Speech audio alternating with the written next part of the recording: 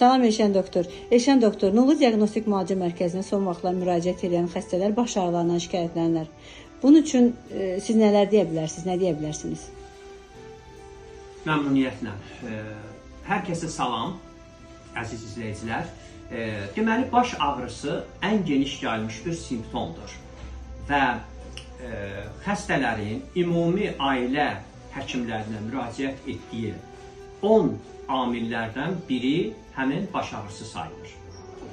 Yəni, baş ağrısı ümumiyyətlə insan cəmiyyətinin, insan toplusunun 1/3, yəni dünya cəmiyyətinin 1/3 çox şiddətli bir baş ağrısı ilə həkimlərə müraciət edə bilərlər.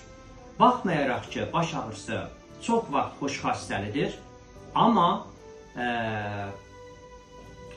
xəstələrin baş ağrısı ilə müraciət etdiyi halda onların araşdırılmasında olan kifayət qədər diqqətsizlik çox təhlükəli bir nəticələrlə tamamlana bilər.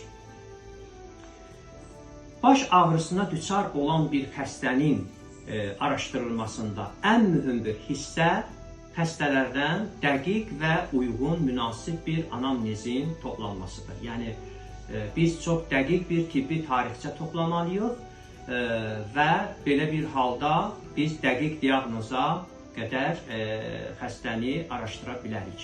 Hətta bu nöqtə, incə bir məqam o qədər əhəmiyyətli sayılır ki, dəqiq və uyğun bir anamnez toplamaq baş ağrısı ilə müraciət edən xəstələrin araşdırılmasında.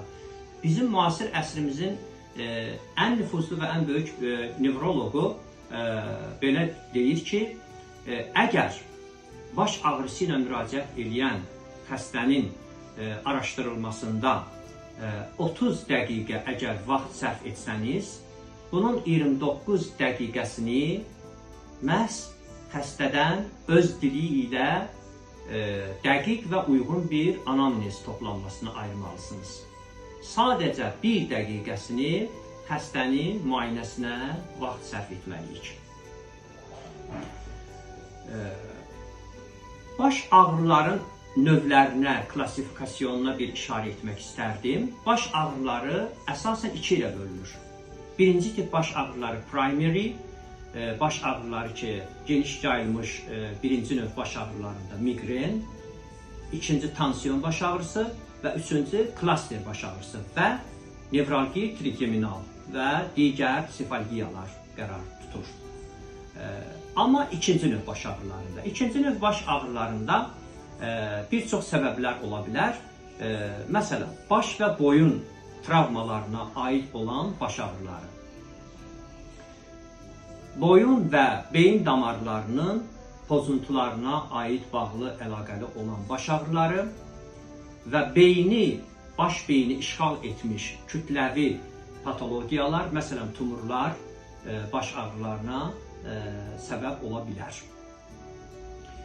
Həmçinin baş beynin infeksiyon xəstəlikləri baş ağrısına səbəb ola bilər, ikinci olaraq. Həmçinin qanda olan hemostaz pozuntuları, hemostatik dəyişikliklər, hemostaz pozuntuları baş ağrının ikinci növ baş ağrısına səbəb ola bilir.